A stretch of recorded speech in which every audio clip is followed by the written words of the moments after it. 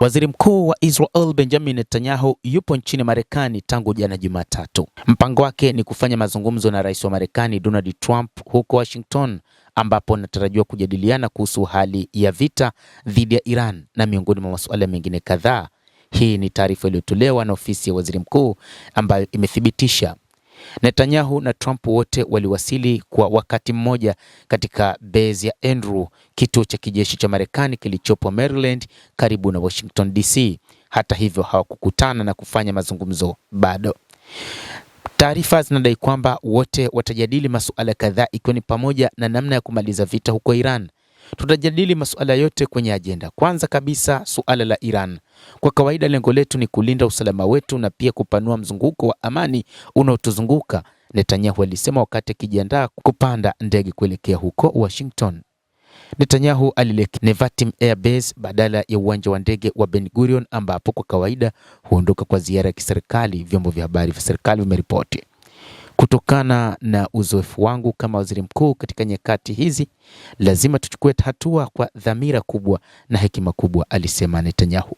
Huu utakuwa ni mkutano wa 8 kati ya viongozi hao wawili tangu kuchaguliwa kwa Trump kwa muhula wa pili, Netanyahu alisema.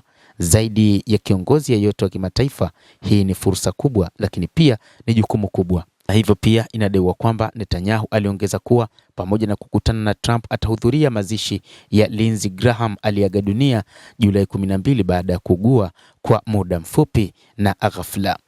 Moja kati ya mambo ambayo wachambuzi wa mambo wanatazama sasa ni kwamba Waziri Mkuu Benjamin Netanyahu atafanya mazungumzo na Rais wa Marekani Bwana Donald Trump, lakini mpango mzima ni namna ya kuijadili Iran, namna ambavyo Rais wa Marekani ameamua kuachana na mpango wa mapambano dhidi ya Iran, lakini pia namna ambavyo wanatazama ni nini ambacho kitajiri hasa katika nyakati hizi ambazo wanaelekea kumaliza vita hivyo. Ikumbukwe kulikuwa na msuguano kati ya viongozi hao wawili, kila mmoja akitaka namna nyingine ya kufanya. Israel ilikuwa inataka kuendelea kwa mapambano dhidi ya Iran, lakini Marekani ikisema kwamba lazima kuwe na namna ya kusitisha mapigano haya kwa sababu kimsingi yamesababisha hali ya uchumi kuyumba duniani, lakini pia gharama kubwa ya vita hivi ilikuwa ni kubwa zaidi kuliko matarajio na mipango walioipanga viongozi wote wawili, Netanyahu pamoja na Donald Trump. Endelea kutufuatilia mtazamaji, lakini ni kusihi usisahau kulike, usisahau kucomment, kadhalika kusubscribe channel yetu hii ili upate habari hizi kwa mapana. Kupitia The World News utaweza kujua ni nini kinachojiri katika ulimwengu. Naitwa Adam Hussein, endelea kuwa nasi wakati wote, endelea kutufuatilia.